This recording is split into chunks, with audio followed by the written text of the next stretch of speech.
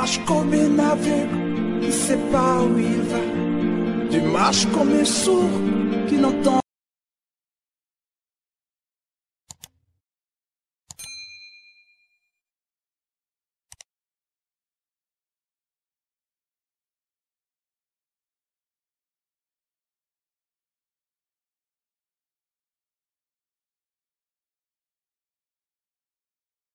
Eh bien salut à tous, ici Revo et bienvenue pour les 10 fois où les Simpsons avaient prédit l'avenir.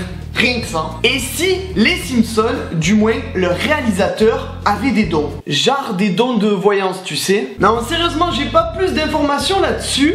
Ce qui est sûr, c'est que je vais donc vous présenter 10 fois où les Simpsons avaient avancé des choses qui par le futur se sont avérées vraies. Aussi vraies en tout cas que quand je dis que cette vidéo dépassera un jour les 50 000 pouces bleus. Grâce à toi. Donald Trump, président des États-Unis d'Amérique. Alors qu'il vient tout fraîchement d'être élu pour de vrai président des USA, et bien en 2000, dans l'épisode 243, précision oblige, Donald Trump était président. Et c'est Lisa qui allait le remplacer à la Maison Blanche à la suite d'une crise budgétaire du président Trump. Alors petit plus concernant l'élection actuelle, la carte électorale était quasiment la même que celle des Simpsons. Avouez que c'est chaud quand même. En 1997, lors d'un épisode quotidien, on peut voir une cuisinière de l'école servir de la viande de cheval à la place de la viande de bœuf.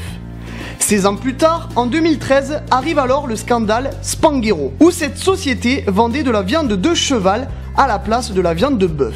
Dans le 546e épisode, dédié à la Coupe du Monde de football en 2014, on peut y voir un match entre le Brésil et l'Allemagne.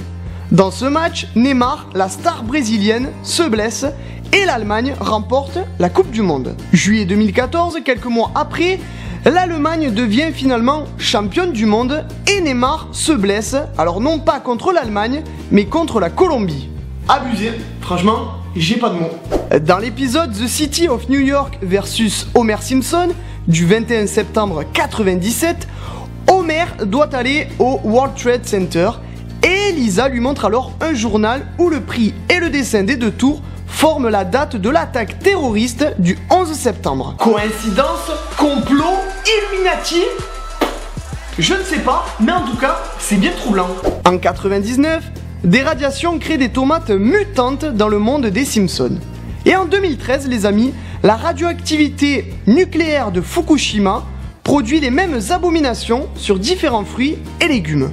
Dans l'épisode Lisa se marie, paru en 95, on y voit un poster de la tournée du fameux groupe des Rolling Stones en 2010, avec pour titre Still Wheelchair 2010 accroché au mur. L'affiche dit qu'ils sont donc en chaise roulante et qu'ils sont donc vieux, mais malgré tout et malgré leur âge, ils ne le sont toujours pas et sont encore en tournée actuellement.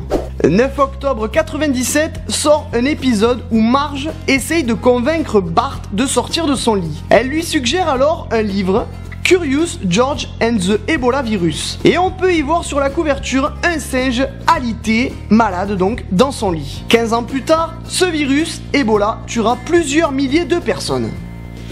Tout simplement bluffant.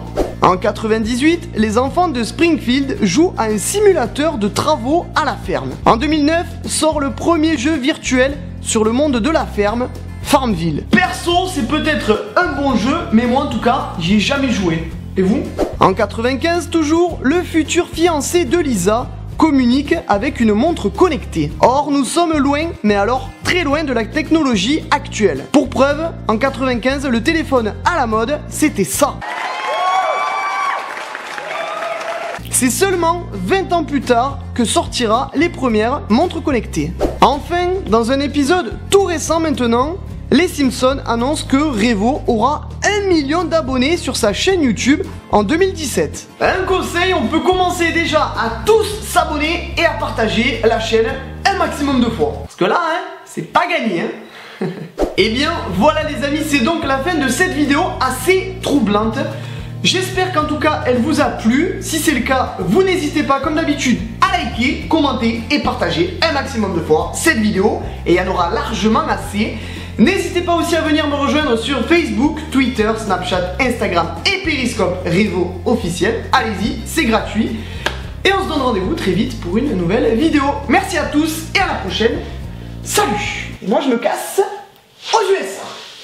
Ou pas d'ailleurs.